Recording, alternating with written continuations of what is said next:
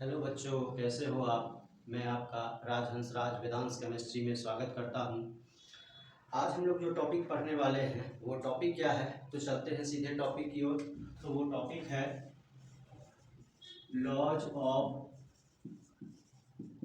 Chemical combination. Laws of chemical combination ये होता क्या है, तो देखते होंगे। एलिमेंट्स सब कंबाइन होकर के डिफरेंट टाइप के मोलेकुल या कंपाउंड का क्या करते हैं, फॉर्मेशन करते हैं। जैसे हाइड्रोजन ऑक्सीजन के साथ मिलकर के वाटर बनाता है, हाइड्रोजन सल्फर के साथ मिलकर के हाइड्रोजन सल्फाइड बनाता है, सल्फर ऑक्सीजन के साथ मिलकर के सल्फर डाइऑक्साइड बनाता है, कार्बन ऑक्सीजन के साथ मिलकर के कार्बन डाइऑक्साइड कार्बन मोनोऑक्साइड बनाता है। इसी तरह बहुत सारे डिफरेंट कंपाउंड जो है बनते हैं। किससे? तो एलिमेंट के कम्बिनेशन से। तो ये जो कंपाउंड बनते हैं एलिमेंट के कम्बिनेशन से, तो ये एलिमेंट एक दूसरे के साथ कैसे कंबाइन करते हैं, नहीं, किस रूल के आधार पर कंबाइन करते हैं और कंबाइन करके इतने सारे डिफरेंट टाइप के कंपाउंड का क्या करते हैं, फॉर्मेशन करते हैं। तो उन्हीं सारे रूल्स को हमको किस में पढ़ना है, तो लॉ ऑफ केमिकल कम्बिनेशन में। लॉज ऑफ केमिकल कम्बिनेशन में इसमें हमको कौन कौन रूल पढ़ना है उसको हम लोग देख लेते हैं कि कौन कौन रूल पढ़ना है। और समझ में आ ही गया होगा कि ये लॉ ऑफ केमिकल कम्बिनेशन क्यों दिया गया है। तो इतने सारे एलिमेंट आपस में कंबाइन होते हैं और कंबाइन होकर के इतने सारे डिफरेंट टाइप के कंपाउंड का क्या करते हैं, फॉर्मेशन करते हैं। तो ये किस प्रकार कंबाइन होते हैं, किस लॉ के आधार पर कंबाइन होते हैं, उसी लॉ को हमको इसमें क्या करना है, पढ़ना, स्टडी करना है। ठीक है, तो सबसे पहला जो लॉ हम लोग को इसमें पढ़ना है वो है law of conservation of mass. Law of conservation of mass. तो law of conservation of mass होता क्या है, नहीं, तो सबसे पहले यानी कि it was given by Antoine Lavoisier. किसके द्वारा दिया गया था, तो एंटोनी लेवॉइजियर इन 1789। तो लॉ ऑफ कंजर्वेशन ऑफ मास किसके द्वारा दिया गया था, तो एंटोनी लेवॉइजियर के द्वारा। और कब दिया गया था, तो 1789। तो इस लॉ को और क्या कहते हैं, तो इस लॉ को और जो है लॉ ऑफ इंडस्ट्रक्टिबिलिटी ऑफ मैटर भी कहते हैं। इंडस्ट्रक्टिबिलिटी ऑफ मैटर भी कहते हैं, नहीं, यानी लॉ ऑफ कंजर्वेशन ऑफ मास के अलावा इसको क्या कहा जाता है, लॉ ऑफ इंडस्ट्रक्टिबिलिटी ऑफ मैटर। नहीं, ये लॉ क्या कहता है, तो अकॉर्डिंग टू दिस लॉ, ये लॉ क्या कहता है, तो मैटर कैन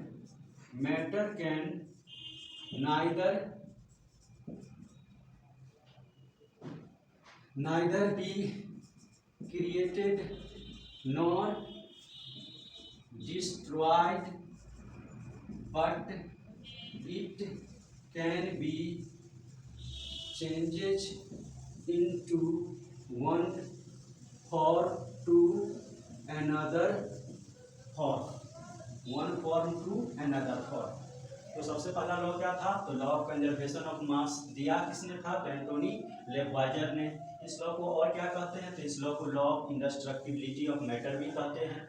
ये लॉ क्या कहता है, तो matter can neither be created not destroyed, but it can be changes into one form to another form।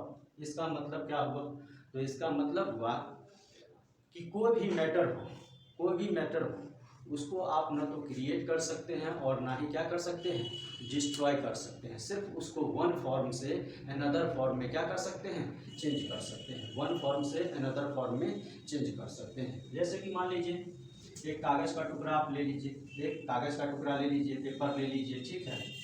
इसको क्या कीजिए, बर्न कीजिए, यानी जलाइए। इसको जलाइएगा तो आपको जो है सो क्या ऑब्टेंड होगा, तो एस प्लस क्या ऑब्टेंड होगा, गैस। नहीं, एस प्लस क्या होगा, गैस।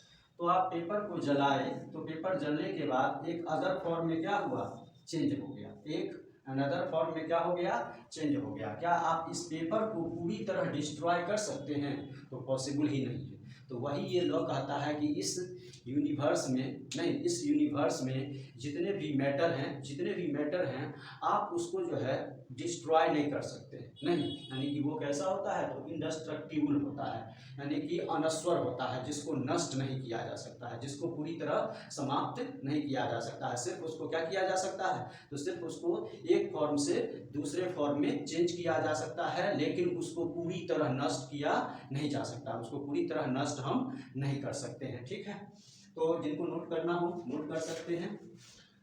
इसका और कुछ कॉन्सेप्ट है जिसको हम आगे देखते हैं।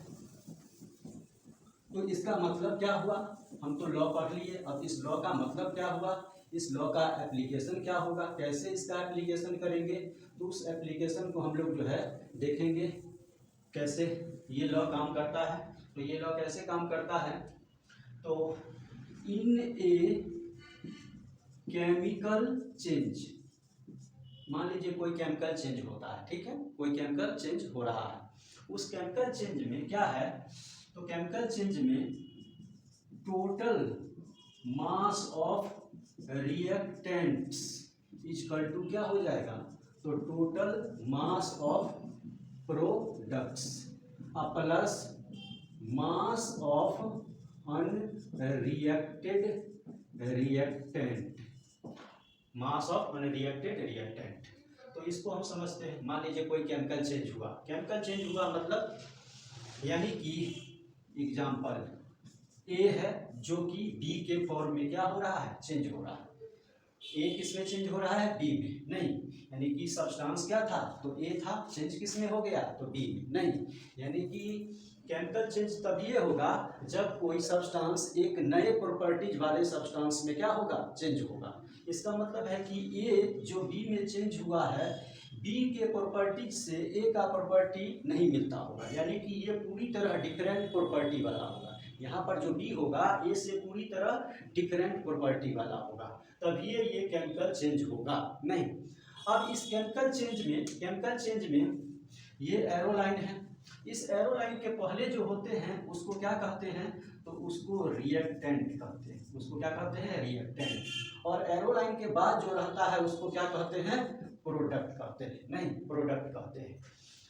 तो कहता है कि total mass of reactant equal to total mass of product, नहीं, यानी कि ये रूल कहता है कि अगर केमिकल चेंज हुआ है, ये रूल क्या कहता है, केमिकल चेंज हुआ है तो वहां पर रिएक्टेंट का जो टोटल मास होगा प्रोडक्ट के टोटल मास के क्या होना चाहिए, इक्वल होना चाहिए, तभी ये लॉ फॉलो हो रहा है, अदरवाइज ये लॉ फॉलो नहीं हो रहा है। ठीक है, कहीं ना कहीं मिसिंग है, कोई ना कोई गलती है, उसको सुधार करना है।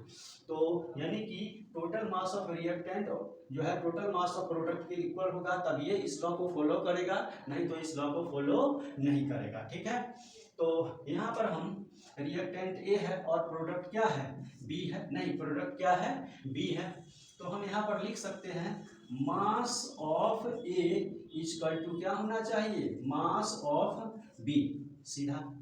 लेकिन यहाँ पर आप कहिएगा कि एक और टर्म है, मास of unreacted reactant, mass of unreacted reactant. तो चूंकि यहाँ पर एक ही रिएक्टेंट है और वो सीधे बी में क्या हो रहा है, चेंज हो रहा है, तो यहाँ पर ए बी में चेंज हो रहा है, तो यहाँ पर ऐसा नहीं है कि ए जो है रिएक्ट नहीं किया है, ए रिएक्ट किया तब ये वो बी में क्या हुआ, चेंज हुआ।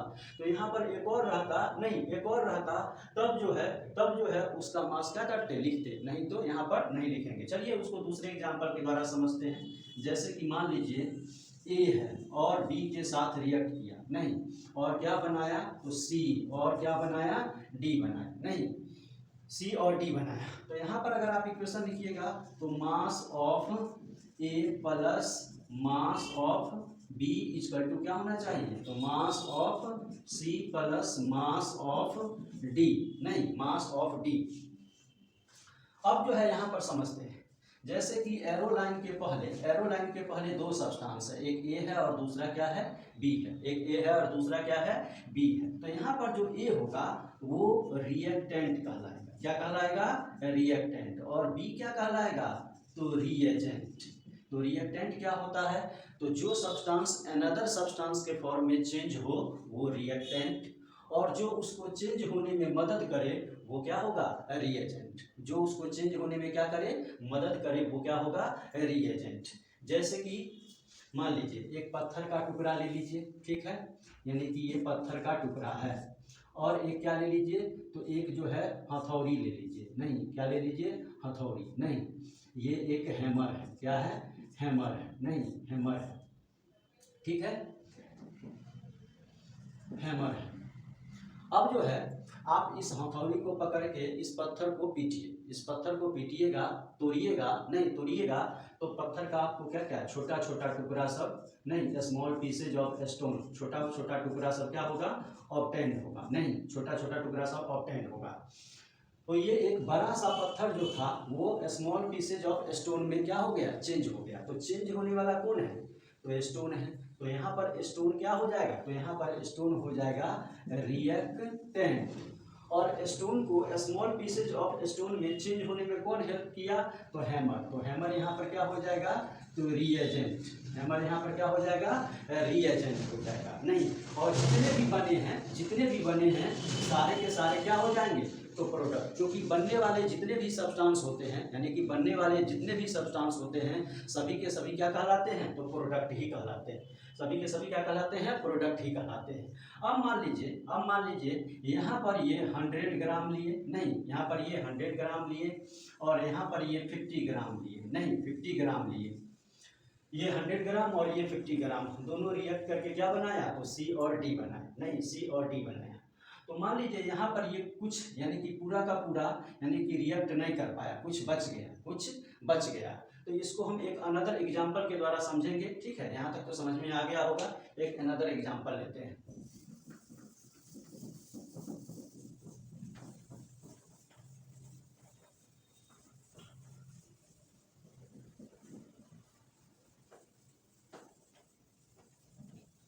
तो वो अनदर एग्जांपल है क्या, तो देखते हैं उसको हम लोग। जैसे कि मान लीजिए C+O2 क्या बनाता है, CO2। ये गैसियस स्टेट में, ये गैसियस स्टेट में, ये सॉलिड स्टेट में। देख लेते हैं बैलेंस्ड है या नहीं है, उसके बाद हम लोग देखेंगे आगे। नहीं बैलेंस्ड है या नहीं है देखेंगे आगे। ये एग्जांपल थर्ड है। एक कार्बन, दो ऑक्सीजन, सबका मास निकाल लीजिए। इसका मास लिखिएगा, तो कार्बन का एटॉमिक मास 12 होता है, तो ये 12 ग्राम। इसका 16 होता है, तो यानी कि 32 ग्राम। और इसका 12 और इसका 32, तो 44 ग्राम। यहीं पर हम अनरिएक्टेड रिएक्टेंट के बारे में क्या करेंगे, समझेंगे। अनरिएक्टेड रिएक्टेंट के बारे में समझेंगे। तो देखिए यानी कि ये एक कंबसन रिएक्शन है। तो यानी कि यहाँ पर 12 ग्राम कार्बन का कंप्लीटली कंबसन होने के लिए 12 ग्राम कार्बन का कंप्लीटली कंबसन होने के लिए 32 ग्राम ऑक्सीजन क्या होता है, रिक्वायर्ड होता है, नहीं। यानी 12 ग्राम कार्बन को पूरा जलने के लिए 32 ग्राम ऑक्सीजन की आवश्यकता होती है। तो इसका मतलब है कि ऑक्सीजन अगर 32 ग्राम से हम कम कर देंगे, 32 ग्राम से कम कर देंगे, तो 12 ग्राम कार्बन पूरा का पूरा जलेगा या नहीं जलेगा, तो पूरा का पूरा नहीं जलेगा। जैसे कि मान लीजिए कार्बन हम 12 ग्राम लेते हैं, नहीं, और ऑक्सीजन हम क्या करते हैं, 16 ग्राम लेते हैं। तो 12 ग्राम को जलने के लिए कितना ऑक्सीजन चाहिए, 32 ग्राम। तो और दिया कितना है, तो 16 ग्राम, नहीं दिया कितना है, 16 ग्राम। तो 16 ग्राम दिया है, इसका मतलब ये 12 ग्राम का 12 ग्राम यानी पूरा का पूरा ये जलेगा या नहीं जलेगा, तो पूरा का पूरा ये नहीं जलेगा। तो कितना जलेगा, तो 12 ग्राम को जलने के लिए 32 ग्राम, यानी 32 ग्राम से 12 ग्राम, तो 16 ग्राम से 6 ग्राम, तो कितना जलेगा, 6 ग्राम ही जलेगा। और 6 ग्राम क्या हो जाएगा, बच जाएगा, नहीं 6 ग्राम क्या हो जाएगा, बच जाएगा, ठीक है। तो यहीं पर आपको क्वेश्चन दे दे, एक क्या क्वेश्चन दे दे, तो find the mass of CO2 in A combustion reaction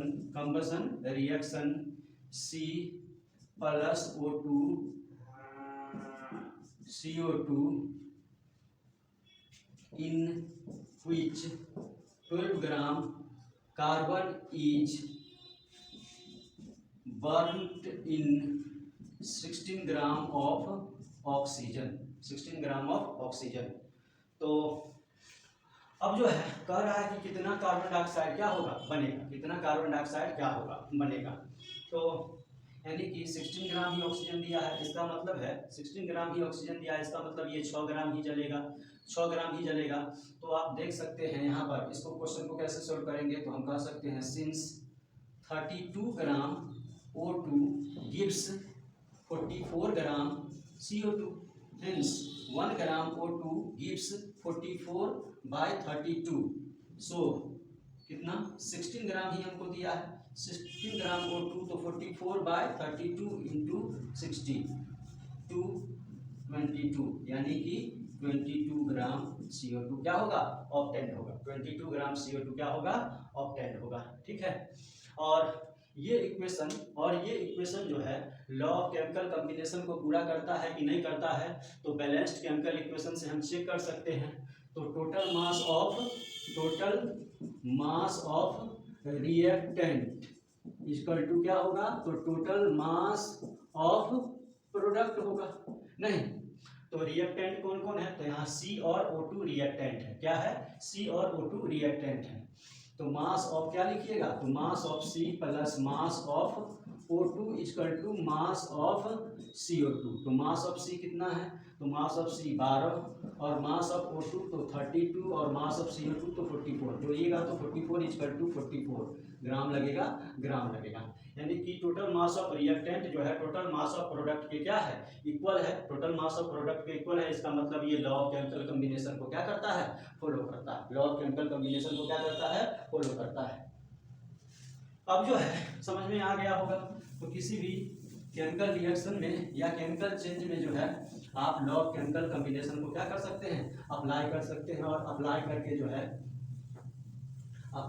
जो है यानी कि क्वेश्चन को सोल्व कर सकते हैं। तो जैसे कि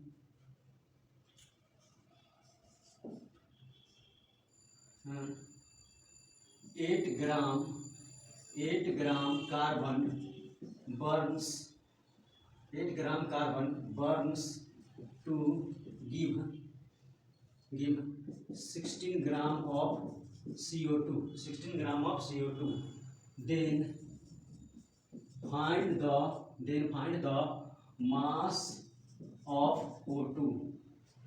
तो पहले लिखिए C प्लस O2 क्या बनाएगा, CO2 गैस।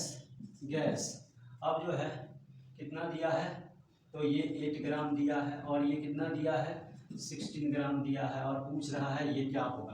तो आप जानते हैं यानी कि total mass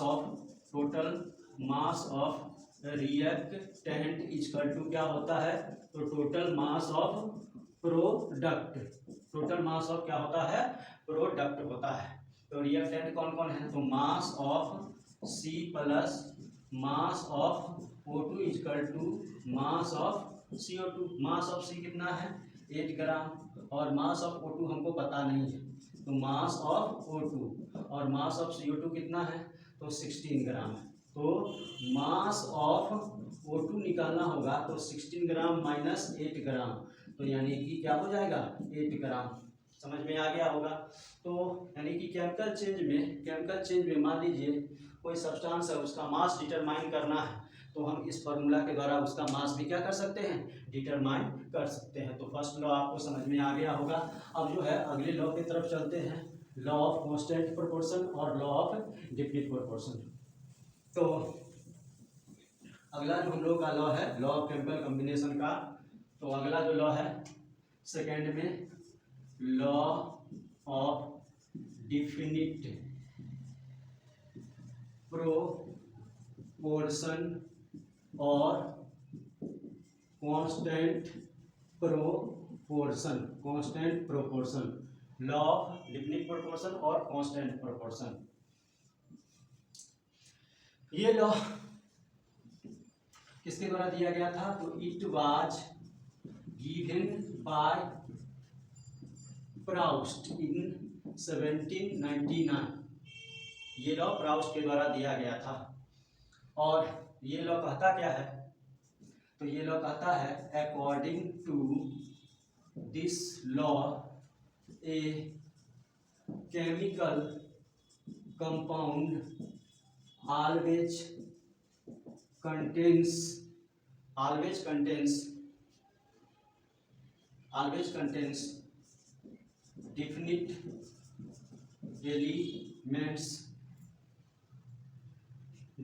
elements combined together in definite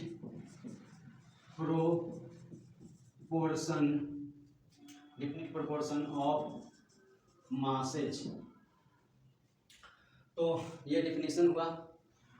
definition को हम लोग समझते हैं, बहुत ही आसान है, कुछ नहीं है। कहता है ए chemical compound always contains definite elements combined together in definite proportion by mass, combined together definite proportion by mass या मासेज। अब जो है इसको समझते हैं क्या है। जैसे मान लीजिए H2O है, नहीं मतलब वाटर, तो वाटर का फॉर्मेशन जब भी होगा तो किससे होगा वाटर का फॉर्मेशन? तो हमेशा हाइड्रोजन और ऑक्सीजन से ही होगा, और दोनों के मास का जो रेशियो होगा वो भी हमेशा क्या रहेगा? तो डिफिनिट रहेगा। तो यहाँ पर देखते हैं कितना हाइड्रोजन इसमें होगा, तो 2 ग्राम, और ऑक्सीजन कितना होगा? तो 16 ग्राम। रेशियो निकालेंगे, नहीं तो 2:16 या 1:8, नहीं 1:8। यहीं पर कॉन्सेप्ट है। यहाँ पर कॉन्सेप्ट क्या है? तो पूछेगा क्या वाटर का फॉर्मेशन कार्बन और ऑक्सीजन से होगा? तो नहीं होगा। वाटर जब भी बनेगा तो हाइड्रोजन और ऑक्सीजन से ही बनेगा। क्या वाटर का फॉर्मेशन सल्फर और ऑक्सीजन से होगा?